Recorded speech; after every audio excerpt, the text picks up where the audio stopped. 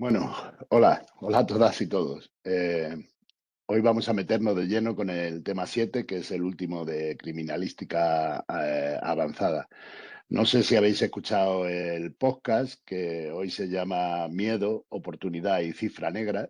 Y desde luego, si no lo habéis hecho, os recomiendo que lo hagáis, porque en él se lanza una pregunta que yo creo que en el fondo es la que justifica este tema, ¿no? Eh, Vemos un montón de noticias sobre sucesos en el telediario, sobre hechos delictivos, etcétera, etcétera. Y lo que queremos intentar dirimir hoy es cuánto se parece a la realidad de lo que, con lo que, o sea, a lo que nos están contando en el telediario y a lo que pasa de verdad en la calle. Bueno, mi nombre es Carlos Carmona, por si alguno todavía no me conoce, y vamos a intentar abrir un poco el capó de la delincuencia para entender cómo se mide, por qué ocurre y sobre todo porque nuestra sensación de miedo casi nunca encaja con los datos oficiales y por lo tanto vamos a pasar un poco de las corazonadas a la evidencia, ¿no? Antes de empezar, como siempre, me gustaría recordaros los materiales que tenéis en la plataforma. Ya sabéis que siempre tenéis el tema, ¿no? En este caso, la evaluación del delito, el manual del tema 7. Tenéis el podcast que, como ya os he dicho, se llama Miedo, Oportunidad y Cifra Negra. Luego después tenéis esta clase que está siendo grabada y que podéis visualizar tantas veces como sea necesario. Y, y finalmente tenéis un cuestionario de autoevaluación que, como siempre digo, aunque no es obligatorio, pues creo que os ayudará a afianzar los conocimientos que hayáis adquirido, ¿vale? Como siempre, tenemos una portada. En este caso he elegido la frase de la intuición a la prevención del delito. Y tiene todo el sentido, porque durante mucho tiempo la seguridad se ha gestionado a base de titulares de prensa o de reacciones políticas, etcétera, etcétera, ¿no? El último suceso mediático que está en el candelabro, iba a decir como la mazagatos, en el candelero, en fin, es lo que llamamos de alguna manera simbolismo penal, ¿no? Para evaluar el delito de verdad o eh, eh, es diferente de ese ruido mediático, ¿no? Significa utilizar un método científico y significa entender que la seguridad, pues no se trata de poner más patrullas porque parece que en tal zona hay lío, o no se trata de en un momento determinado abordar una medida reactiva, sino en general se trata de gestionar la seguridad como un bien público, ¿no? Con datos contrastables. Y vamos a aprender a movernos entre lo que la ley dice que es delito y lo que la calle nos cuenta que está pasando realmente. Sí quiero deciros justo antes de empezar que a mí este tema me parece especialmente interesante porque al final le da un significado a nuestro trabajo. Cualquiera que se dedique a la seguridad pública debería de tener esta inquietud por trabajar siempre con datos reales, ¿no? Bueno, en este esquema que veis en la pantalla es de alguna manera la base de la evaluación del delito, ¿no? La evaluación del delito es un proceso de investigación sistemático. No se trata de rellenar una tabla de Excel ni de acumular datos. Se trata de construir un puente. Por un lado tenemos lo teórico deductivo, nuestros conceptos, las leyes que escriben los políticos, las categorías criminológicas, y en el otro lado estaría lo empírico inductivo, ¿vale? Es decir, lo que se observa en la calle, para entendernos. La recopilación de estadísticas y el análisis de datos masivos también forman parte de esos datos empíricos, ¿vale? Evaluar es cruzar un poco este puente, ¿vale? Cruzarlo constantemente para que nuestras teorías encajen con la realidad y para que los datos nos sirvan para crear mejores teorías. Como ya decía García de Pablo, se trata de dar información válida y contrastada sobre la víctima, el delito y el control social. Para no perdernos, esta es la hoja de ruta que vamos a seguir en el tema. Vamos a marcar 4 hitos fundamentales. El primero es distinguir entre las dimensiones de la seguridad, es decir, la realidad versus miedo, la realidad objetiva versus realidad subjetiva. El segundo es desglosar la estructura dogmática del fenómeno delictivo, es decir, saber qué es el delito para la ley. El tercero es aplicar las teorías de la oportunidad de Cohen y Felson, de las que ya hemos hablado, y aquí entenderéis esa frase de que la ocasión hace al ladrón, ¿no? Y el cuarto es dominar las tipologías para medir la magnitud real, asumiendo que lo que vemos en las estadísticas es solo una pequeña parte de lo que sucede en la realidad, ¿vale?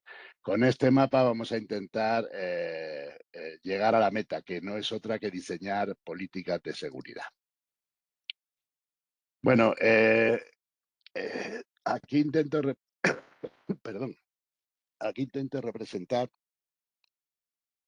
un poco el cambio de paradigma criminológico, es decir, de dónde venimos y hacia dónde vamos, ¿vale?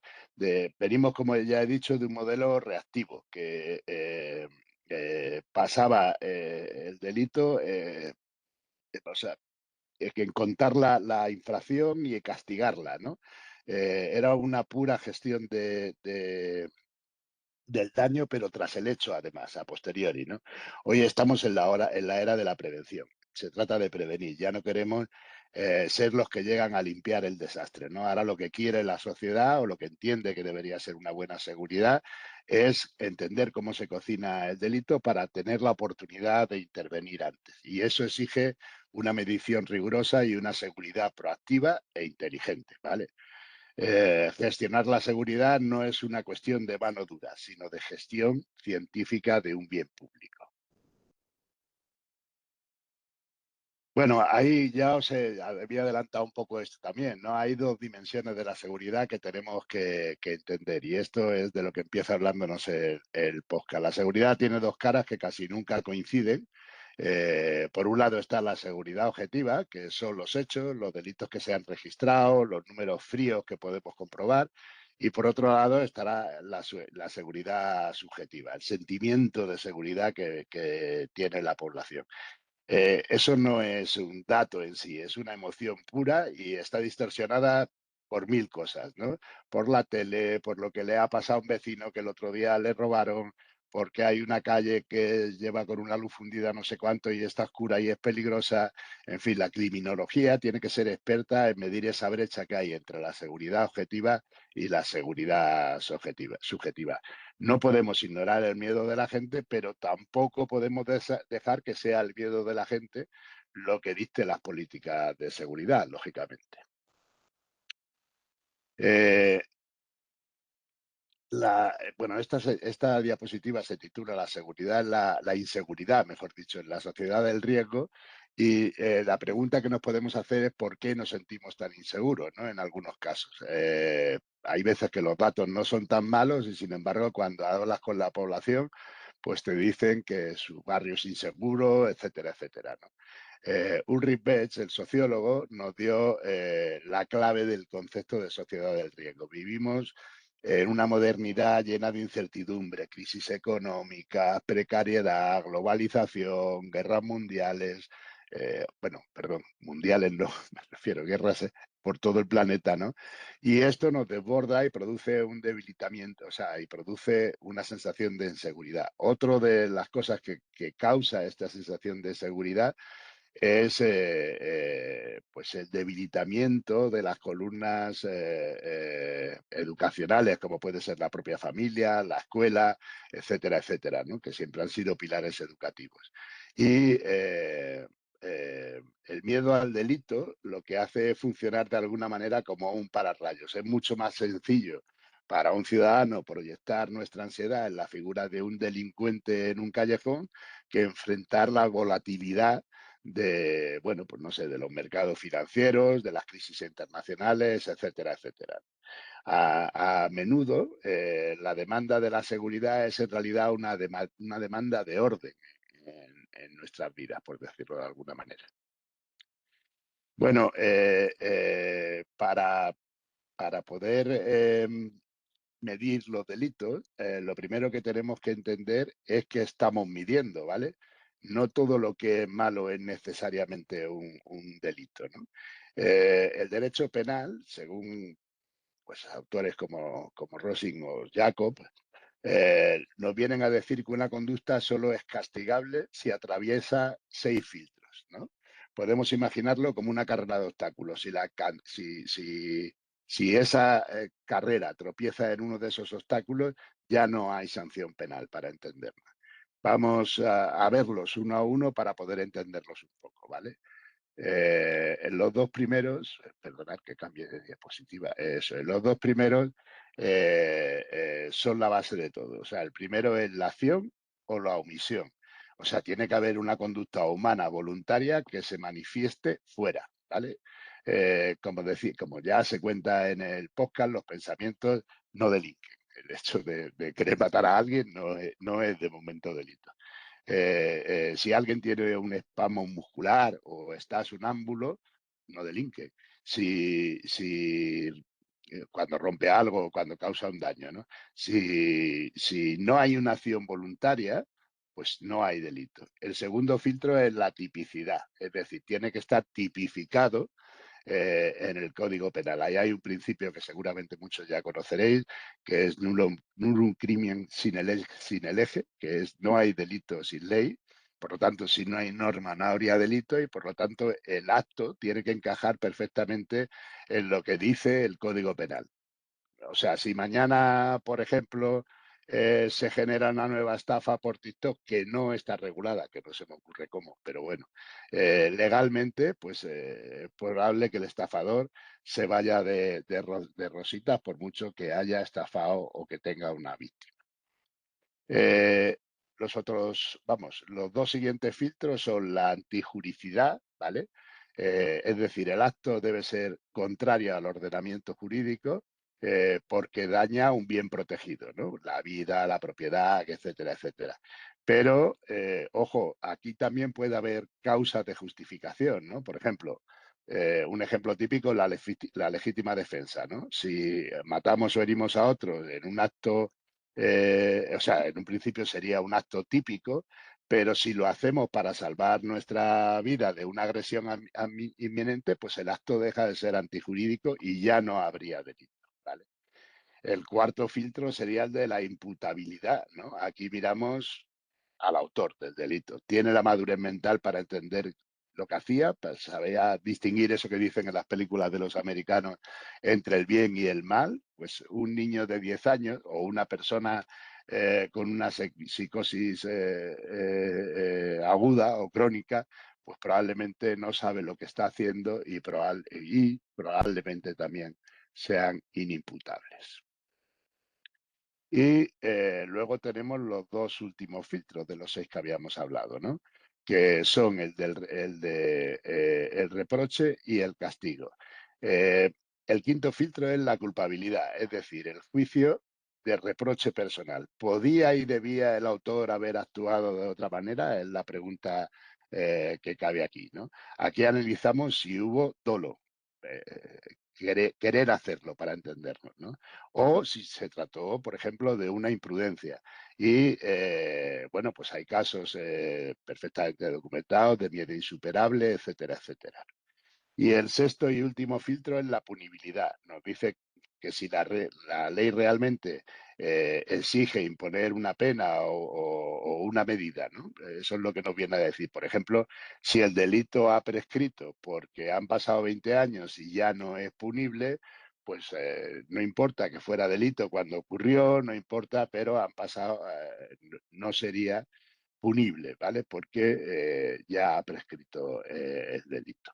Por lo tanto, para que se cometa un delito, tiene que haber superado estos 6 filtros. Ahora vamos a pasar a mirar un poco todo esto bajo una lente sociológica, ¿no? Pues he titulado esto la ecuación del crimen porque nos vamos a plantear un poco qué ocurre, por qué ocurre un delito, ¿vale? Eh, eh, Vamos a buscar si hay una respuesta qué tipo de respuesta podemos encontrar. Es verdad que durante mucho tiempo siempre se creyó que era una respuesta biológica o psicológica, ya hemos hablado de algunas teorías que había, que las que se decía que había delincuentes natos, ¿no? Por decirlo de alguna manera, pero realmente hoy sabemos que eso no es así, ¿no? Vamos a ver cómo las rutinas de nuestra vida diaria y nuestras mentes pues generan las condiciones para que el delito ocurra. Son teorías que ya de las que ya hemos hablado, como la teoría de las actividades rutinarias, ¿no? En este caso, Cohen y Felson, como a los que ya hemos mencionado en varias ocasiones, nos explican que el crimen es, o sea, no tenemos que buscar el origen en que la gente es más o menos mala, ¿no? Lo que vienen a sostener ellos es que para que haya un delito teníamos ese famoso triángulo, tiene que haber un ofensor motivado, un objetivo adecuado y la ausencia de de un guardián capaz, ¿no?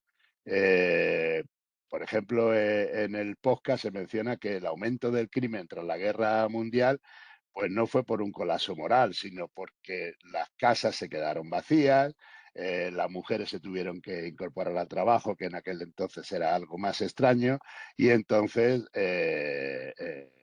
no había realmente unos guardianes eficaces, ¿vale?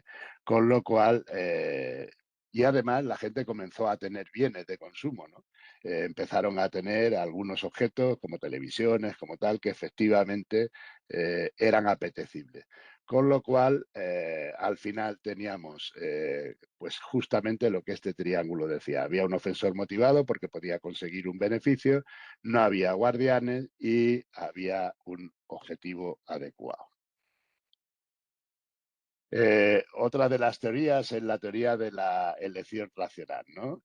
Que esta es la que defendían Cornish y Clay. Ellos lo que nos dicen es que el delincuente no es un loco, ¿no? Sino que es un actor con racionalidad limitada. Lo que dice es que antes de actuar, pues lo que hace es que saca una especie de balanza interna y en un plato pone el riesgo y en otro pone el esfuerzo, ¿no? Y se plantea cosas como hay cámaras, tengo que saltar una valla, cómo de posible es que me pillen. Y en el otro, el beneficio, cuánto dinero voy a sacar, qué me voy a poder llevar, qué grado de satisfacción me va a producir, ¿no? Si percibe que el beneficio en esa balanza supera los costes en el escenario que se está planteando y etcétera, pues la oportunidad se vuelve irresistible para él, ¿no? Realmente esto sería una decisión pragmática de aquí y de ahora, ¿vale? Si dejas el portátil a la vista, por ejemplo, en el asiento del coche, pues a lo mejor eso efectivamente acaba de inclinar la balanza hacia el lado menos adecuado, por decirlo de alguna manera, ¿no?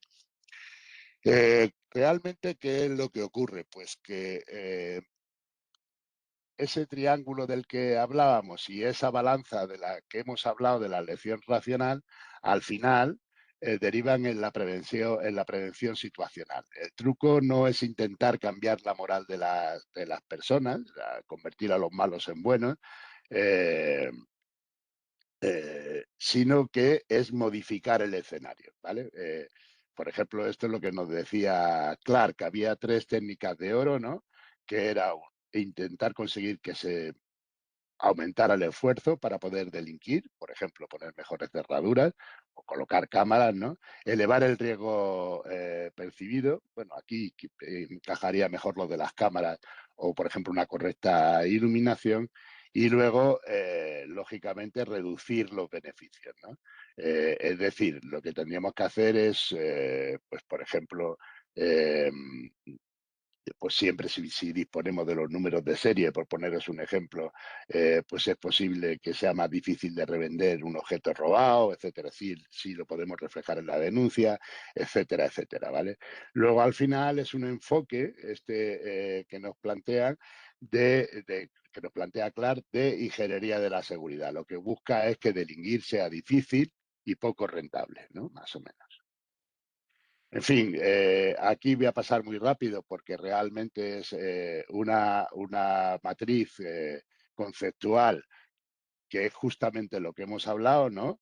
Hay una parte de prevención social que trabaja con las causas educación, integración, desigualdad, etcétera, etcétera, para que el ofensor no esté motivado, y esa es una fantástica actuación, pero es verdad que es lenta, es decir, que tarda en ocurrir, mientras que la prevención situacional es como si dijéramos un sprint, es una táctica inmediata, actúa sobre el entorno y actúa sobre la oportunidad, no intenta para nada reformar al ladrón y pues lo que hace es conseguir que no tenga la oportunidad o que no se le haga apetecible robar. Otro de los problemas que tenemos a la hora de evaluar el delito, pues es lo que yo llamo el momento iceberg, ¿no? Que también se comenta, por cierto, en el podcast, ¿no?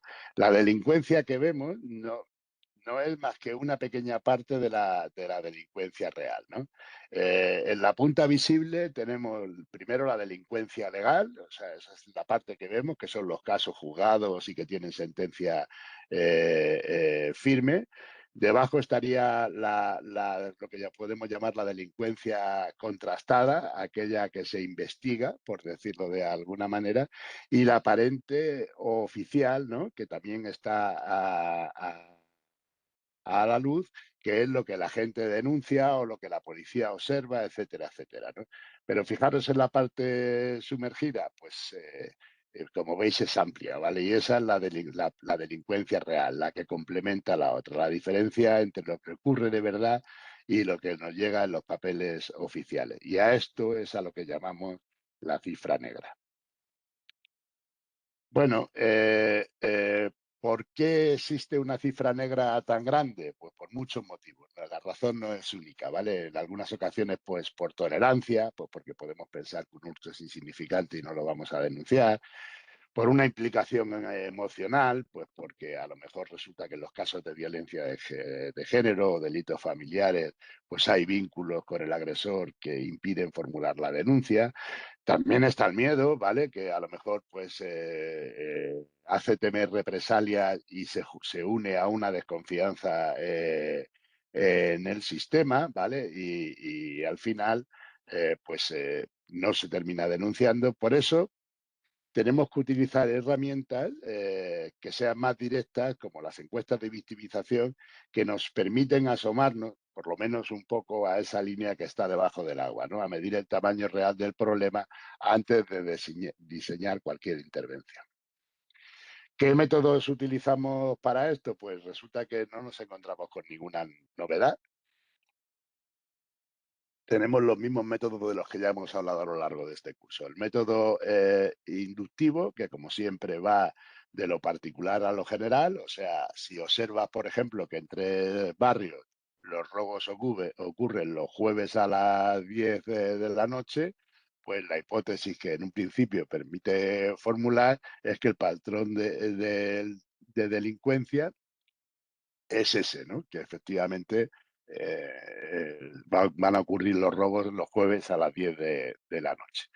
Y, sin embargo, bueno, pues eso probablemente no coincide plenamente con la realidad, por eso también tenemos el método deductivo, que va de la teoría a los hechos, es decir, toma las actividades rutinarias de, de Cohen y Felson y las aplica, ¿vale? Por ejemplo, a una plaza concreta para explicar por qué se concentran en él, pues los tirones o los robos o los hurtos o lo que sea. Realmente necesitamos ambas luces para iluminar el fenómeno delictivo completo. Eh, ¿Cómo complementamos o cuál es el kit de herramientas que deberíamos de tener si realmente queremos dedicarnos al análisis o a la evaluación del delito? Pues una de las herramientas que tenemos que podemos utilizar es el análisis de contenido, ¿no? Pues para destripar recursos de radicalización que aparecen en las redes sociales o en los medios de comunicación o en entrevistas, etcétera, etcétera. Las escalas de medición tipo Likert, que lo que hacen es preguntar pues, cuál es el miedo que tiene una persona al delito, por ejemplo, y evalúelo del 1 al 5, ¿no? Y eso también nos da pistas de cuál es la percepción que tiene. O las escalas actuariales y de juicio clínico estructurado, ¿no? Como los PCR o como los HCR20, etcétera, etcétera, que valoran el riesgo de una persona, de que una persona concreta pues, vuelva a ser violenta. Y luego, y no menos importante, tenemos el metaanálisis, ¿no? Que lo que permite es integrar matemáticamente datos de muchos estudios previos para saber qué es lo que de verdad funciona, por decirlo de alguna manera, en prevención a nivel mundial, ¿vale? Eh, en esto también hay métodos, claro. Los modelos de evaluación eh, pues son diferentes y de alguna manera tenemos que ver qué es lo que funciona, ¿no? ¿Cómo sabemos realmente que un plan de seguridad de nuestra ciudad es realmente bueno? Bueno, pues el modelo clásico, el de Campbell, lo que busca es la causa-efecto. Lo que hace es que utiliza grupos de control para poder saber de alguna manera qué es lo que está ocurriendo, ¿no? El modelo realista, que es el de Pawson Tilley, es mucho más pragmático. Nos pregunta, o sea, no pregunta si funciona, sino qué es lo que funciona, para quién y en qué condiciones, ¿no? Es el mecanismo, o sea, esto que llamamos MCR, mecanismo, contexto y resultado, ¿vale? También tenemos el modelo de Waze, que lo que hace es mirar la lógica interna del programa, o sea, tiene sentido lo que queremos hacer, o el de Patton, ¿no? Por el contrario, que se centra mucho más en que la evaluación sea útil para los gestores que tienen que decidir. Bueno, el problema al que ya habíamos hecho referencia y que no tenemos resuelto es cómo sondeamos lo oculto. Y para esto, como ya hemos dicho, hay algunas herramientas que han demostrado ser eficaces, ¿vale? Por ejemplo, las escalas de victimización de las que ya hemos hablado nos revelan una buena parte de la cifra negra. Hay cosas que han funcionado muy bien, como los informes de autodenuncia o los self-report, ¿no? Que han funcionado muy bien, por ejemplo, con adolescentes, que ellos, una vez que se les pregunta de forma anónima qué delitos han cometido, no tienen problema en responder, porque además en muchas ocasiones son delitos que les parecen menores y nos cuentan qué tipo de delitos han cometido que realmente nunca han llegado al radar policial, por decirlo de alguna manera. Y uno de los más eficaces desde mi punto de vista son los observatorios de la seguridad. Los observatorios de la seguridad realmente actúan como si fueran un centro de mando donde triangulamos todas las fuentes que podamos tener para tener un diagnóstico integral. Eh, Luego hay herramientas que han demostrado funcionar muy bien, ¿no? Algunas han supuesto un gran salto tecnológico, el GIS o SIC, o llamarle como queráis, ¿no? Los sistemas de información geográfica han ayudado muchísimo. Ya no se utilizan mapas de papel, ya no. Lo que utilizamos es registros informáticos que además sobre los que podemos suponer diferentes capas de datos que nos dan muchísima información, ¿no? Por ejemplo, podemos meter una capa sobre la iluminación de la zona, podemos meter una capa sobre los flujos peatonales, podemos meter otra capa sobre los delitos y gracias a este conjunto de información que integramos podemos identificar lo que se llama hotspot o puntos calientes, ¿no? Que son lugares que a veces son muy reducidos, puede ser una sola esquina o un tramo de una calle, ¿vale? Y ahí se concentra a lo mejor la mayor parte del crimen o de los delitos que se cometen en un barrio. Lo que evidentemente nos dice la ciencia es que si intervenimos en ese punto crítico con las medidas adecuadas, pues o bien con patrullaje o bien con diseño ambiental, pues el delito baja y conseguimos que no se desplace automáticamente a la calle de al lado, que es otra de las cosas que hay que evitar.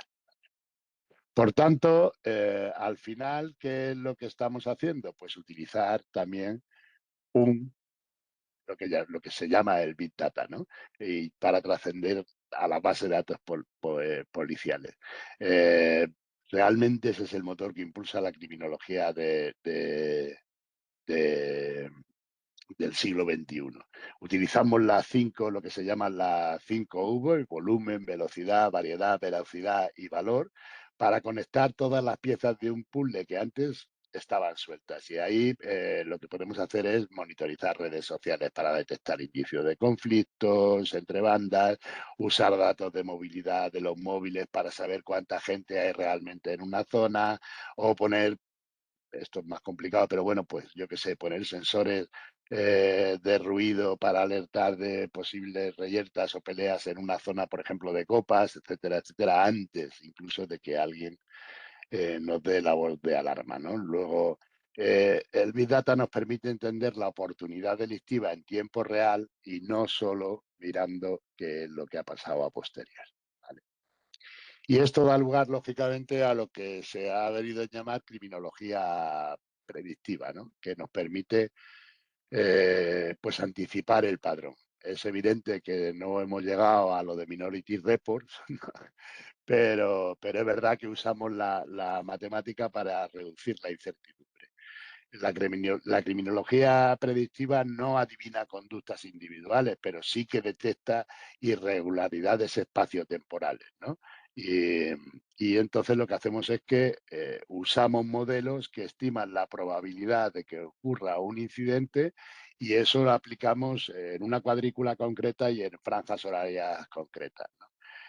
También está el modelo de tierra o el risk terrain, que lo que hace es que evalúa factores del entorno, como por ejemplo la proximidad de bares o de un cajero automático, o zonas que están más oscuras, etcétera, etcétera, y que hacen el lugar más vulnerable, ¿no?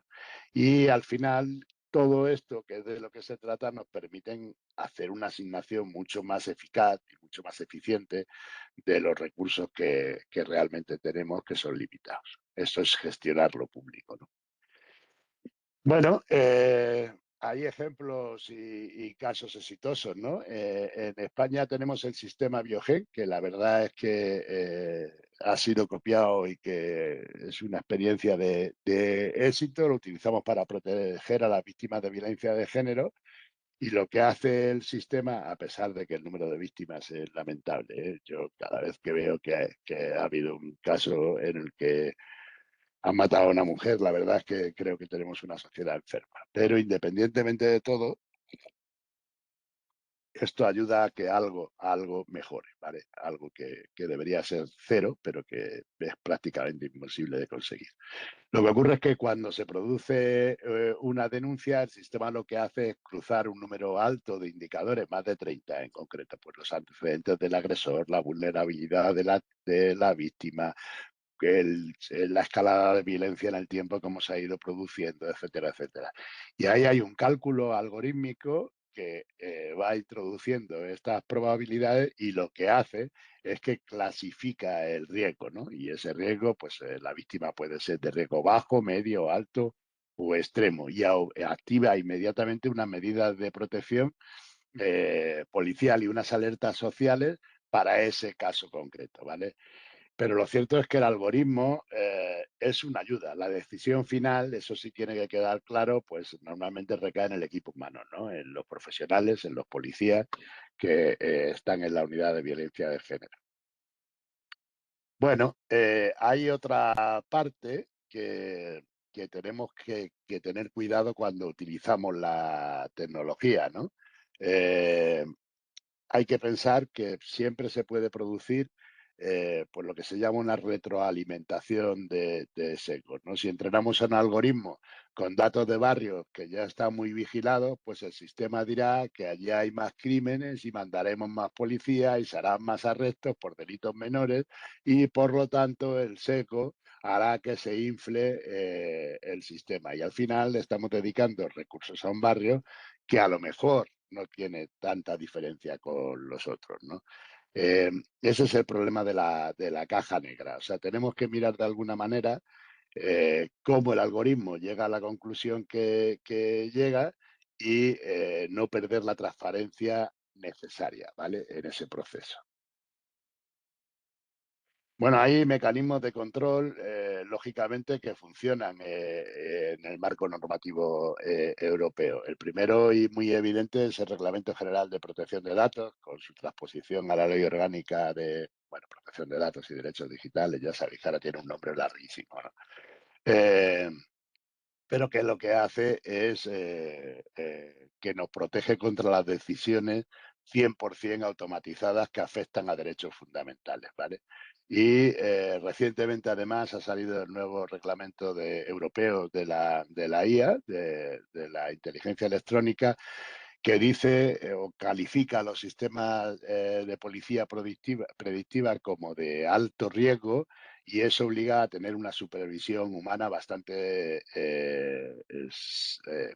significativa, por decirlo de alguna manera, y nos obliga a a realizar auditorías de seguridad, etcétera, etcétera, que permitan asegurar que el modelo pues, sea fundamentalmente explicable. Eh, la tecnología está hecha para estar de nuestro lado, no al revés, ¿vale? Y luego es importante también hablar de el checklist de la justicia o el escudo ético, llamarle como queráis, ¿vale? Eh, como futuros analistas, el checklist sería nuestro escudo ético antes de utilizar cualquier herramienta de IA, ¿no? Porque deberíamos de preguntarnos, primero, si la finalidad para lo que lo estamos utilizando es legítima. Segundo, si es proporcional, ¿vale? La intervención que estamos realizando. Tercero, si es discriminatoria a algún colectivo, me da igual a cuál. Cuarta, es transparente, ¿no? Su funcionamiento técnico puede ser destripado y entendido por los humanos. Y la más importante, hay un profesional humano que pueda ignorar el algoritmo si detecta que algo no está funcionando adecuadamente. Si no podemos responder con un sí a todas estas preguntas, no deberíamos de utilizar la IA y deberíamos de ver qué es lo que tenemos que modificar en una sociedad. Os quiero decir, para que nuestra sociedad sea democrática, qué tenemos que cambiar para que efectivamente todas esas garantías se den. En resumen, yo diría que el analista criminal o el que evalúa o los que evaluamos los datos, pues en el fondo es como un equilibrista que mantiene el equilibrio entre tres círculos: el rigor metodológico, la potencia tecnológica, con el SIG, el Big Data, la IA, etcétera, etcétera, y el marco ético que debería de estar en la base, pues los derechos humanos y normativas, ¿no? Eh, en el fondo, la inteligencia criminal efectiva nace de este equilibrio, porque ni la tecnología sustituye al cerebro, perdón, ni podemos descansar absolutamente en ella, ¿vale? En el fondo, lo que tenemos que hacer es aprovecharnos de esas herramientas para prevenir el delito, respetando escrupulosamente los valores democráticos. Y bueno, finalmente, porque estaba en el temario, os he puesto un ejemplo, pero del caso Valdesur, ¿no? Que es un ejercicio práctico real. Ahí tenemos un aumento del 106% en los robos de coches, y eso se ha producido además en los 3 últimos meses. Y si miramos el reloj criminal, vemos que el 52% ocurre entre las 7 y las 11 de la noche.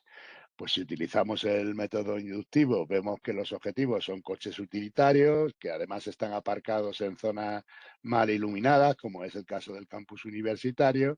Y si aplicamos el modelo deductivo, pues vemos que el campus es un atractor porque tiene portátiles de los estudiantes que están a la vista, porque realmente es una zona bastante poca vigilada, etcétera, etcétera. Al final tenemos que aplicar una solución, y la solución probablemente sea mejorar la iluminación, patrullar esas zonas en las horas críticas, etcétera, etcétera. Y esa decisión tiene que tomarse ignorando un poco la tendencia o el pánico que pueda haber en redes sociales. Bueno, y hemos llegado al final, como siempre, y en este caso es el último tema del curso, así que aprovecho para despedirme de vosotros.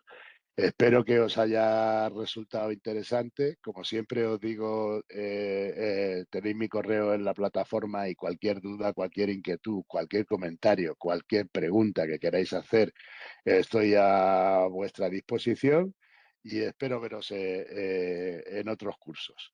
Un saludo y os deseo mucha suerte a todos.